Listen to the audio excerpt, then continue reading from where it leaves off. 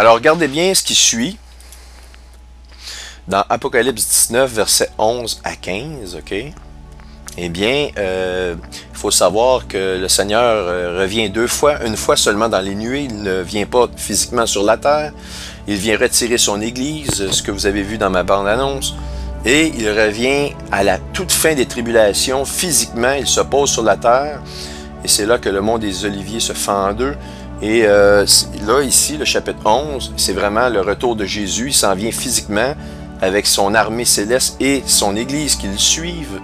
Eh bien, regardez ce qu'il dit. « Puis je vis le ciel ouvert, et voici parut un cheval blanc. Celui qui le montait s'appelle Fidèle et Véritable. » On parle de Jésus. « Et il juge et combat avec justice. » OK? « Ses yeux étaient comme une flamme de feu. Sur sa tête étaient plusieurs diadèmes. Il avait un nom écrit que personne ne connaît, si ce n'est lui-même. Et il était revêtu d'un vêtement teint de sang. Son nom est la parole de Dieu. » Oui, parce que la parole de Dieu, qui s'en soucie? Elle a souffert, elle a été martyrisée, maltraitée. On l'apprend, pourtant c'est la parole de vie. Les armées qui sont dans le ciel le suivaient sur des chevaux blancs, revêtus d'un fin lin blanc pur. De sa bouche sortait une épée aiguë pour frapper les nations. Qu'est-ce qu'il vient faire? Il vient frapper les nations unies. Il vient frapper le dernier empire qui est le nouvel ordre mondial. Il va les détruire. Il les pètera avec une verge de fer. C'est lui qui le dit. Croyez-moi, l'acier du Seigneur vaut plus cher que l'or de Satan. Je peux vous garantir que l'or, elle vaudra rien. D'ailleurs, la Bible nous dit que dans les tribulations, les gens vont jeter leur or dehors, ça ne vaudra plus rien. Ils vont donner leur vie pour un poignet de nourriture. Ils vont avoir voulu accumuler de l'argent, là, quand on n'aurait pas accès au guichet pour avoir du papier de l'or sale. Eh bien, les gens pensent se réfugier dans l'or, dans les diamants. Oubliez ça. Tout le monde va être touché par ce qui s'en vient. Et il foulera la cuve du vin de l'ardente colère de Dieu Tout-Puissant.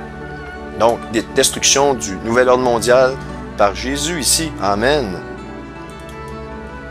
Maintenant, dans le chapitre 12, il nous est dit que le grand dragon rouge s'est placé, devant la femme, prête à dévorer l'enfant. Et vous avez vu que l'enfant, c'est Vénus, il sort de la Vierge, mais vous avez vu qu'il y a un autre enfant qui sort en même temps, qui est Saturne. Eh bien, regardons maintenant Saturne de plus proche et sa relation avec le dieu Cronos, qu'on voit ici. Eh bien, ça vient de la mythologie romaine. Eh bien, Saturne est une ancienne divinité romaine qui préside la période qui précède le solstice d'hiver. Donc, qui préside la période qui précède le solstice d'hiver. Ça vient avant le solstice d'hiver, mais le fin septembre, est-ce que ce n'est pas avant le solstice d'hiver? OK? Celle des Saturnales. On est dans ce temps-là. Ils vous le disent, la période du mois de septembre dans la mythologie, Cronos, ça fait référence à juste ce qui vient avant voyons, je vais le dire, le solstice d'hiver. On est là, on est rendu, c'est là qu'il se fait le vote avec les Nations Unies. Bien, regardez bien, qu'est-ce qu'on nous dit aussi? OK? Eh bien, elle est reliée, le Cronos est relié dans la mythologie à l'âge d'or. Vous avez vu l'âge d'or, c'est le nouvel ordre mondial. Ceux qui aiment les êtres de lumière, les ascenseurs, ceux qui sont des maîtres d'ascension, eh bien, ces êtres de lumière-là vous envoient dans une délusion complète. Vous allez y aller dans l'âge d'or parce que Dieu donne, il vous aime tellement qu'il va vous donner ce que vous voulez. Il n'est pas trop tard pour vous de regarder ces présentations-là et de sonder la parole de Dieu. Il n'est pas encore trop tard, mais si j'entends l'horloge, bientôt la cloche va sonner. Le son de la trompette va sonner. Eh bien, dans la mythologie, Cronos, eh bien, lui, Cronos, avait vraiment, si vous voulez, il s'était débarrassé de Uranus, qui est son père. Et son père, pourquoi il s'en est débarrassé? C'est pour acquérir le pouvoir total. Mais Cronos a eu Zeus, Hadès et Poséidon, qui sont ses propres enfants. Et eux viennent après. Et il a peur, Cronos, que ce qu'il a fait à son père Uranus, c'est-à-dire de vraiment l'enlever de son chemin pour prendre sa place et régner, eh bien, il a peur que ses 3 fils ici fassent la même chose. Et donc, qu'est-ce qu'il va faire, Cronos, pour ça? Qui est relié, je vous rappelle, Saturne et Cronos, c'est relié. Et vous avez, pourquoi que c'est relié? C'est la période qui précède le solstice d'hiver, septembre, octobre. On est là, on est vraiment là. Eh bien, qu'est-ce qu'il fait? Eh bien, je vais vous montrer ce qu'il fait. Encore, vous avez ici, eh bien, il les mange aussitôt qu'ils sont nés.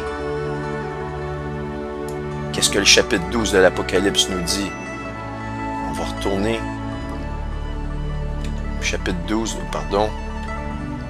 Il faut que je retourne vraiment en arrière. Un grand signe, quand on parle d'astronomie ici, eh bien, un autre grand signe parut encore dans le ciel, et voici, c'était un grand dragon rouge, ayant 7 têtes, 10 cornes, et sur ses têtes 7 diadèmes. Je vais vous l'expliquer qu'est-ce que ça veut dire. Sa queue entraînait le tiers des étoiles du ciel et jetait sur la terre le dragon, et les jetait sur la terre. Le dragon se tint devant la femme qui allait enfanter afin de dévorer son enfant aussitôt qu'elle aurait enfanté. C'est exactement référence au combat de la mythologie qu'on vous montre où Cronos veut dévorer ses enfants aussitôt qu'ils viennent à la vie. C'est la même chose, c'est un combat spirituel entre Jésus que vous devez choisir, je vous en supplie. OK, vous devez le choisir. Et vraiment Satan, et Satan est vraiment derrière le nouvel ordre mondial.